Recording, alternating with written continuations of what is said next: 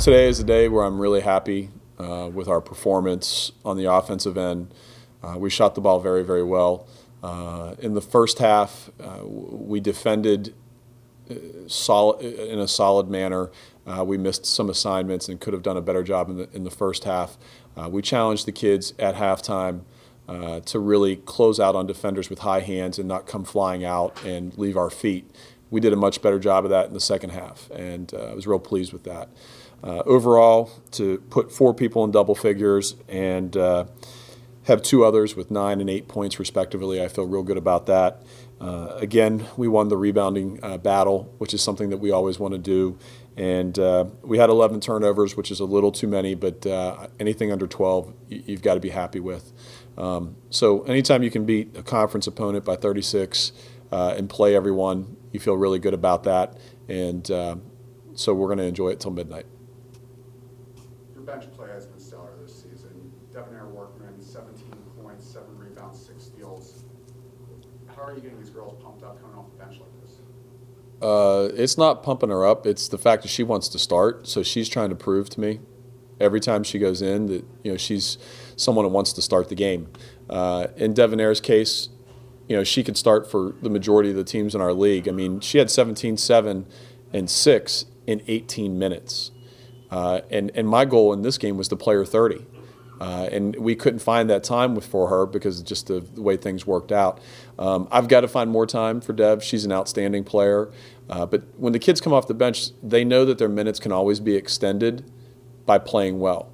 And we challenge one another in practice, and we challenge each other in a very challenging manner. That's kind of wordy. We challenge each other in practice to a high level, and so when the games come around, things become a little bit easier. One of the players you were talking about focusing on was Mackenzie Latt, who's averaging about 11 and 9 coming in. She's finished with 5 and 4. What was your strategy with her? You want her to take jump shots from the perimeter with high hands. The closer she is into the basket, 10 feet and in, she's much, much more effective. So if you can keep her on the perimeter and shooting 15-footers with high hands in her face, she becomes a lot more effective, a lot less effective, and we did a nice job on that.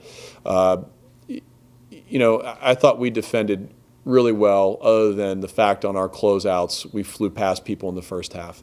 But in the second half, to only give up 15 points, you have to feel real good about that. What's your thoughts for your next 2 games? You guys go on the road before you return home? Yeah, we go on the road for these next 2 with Bonaventure on Wednesday, and then we play Fordham at Fordham over the weekend. And the radio guys asked me about, do we see ourselves as a top 4 seed and having 2 days off when the conference tournament comes around?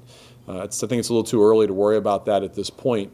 But with that being said, if we can take care of business over these next 2 games, we've really helped ourselves to becoming one of those top 4 seeds.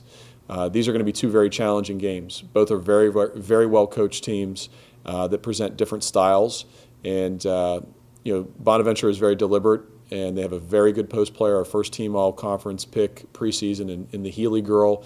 And we will have to force them to be uncomfortable.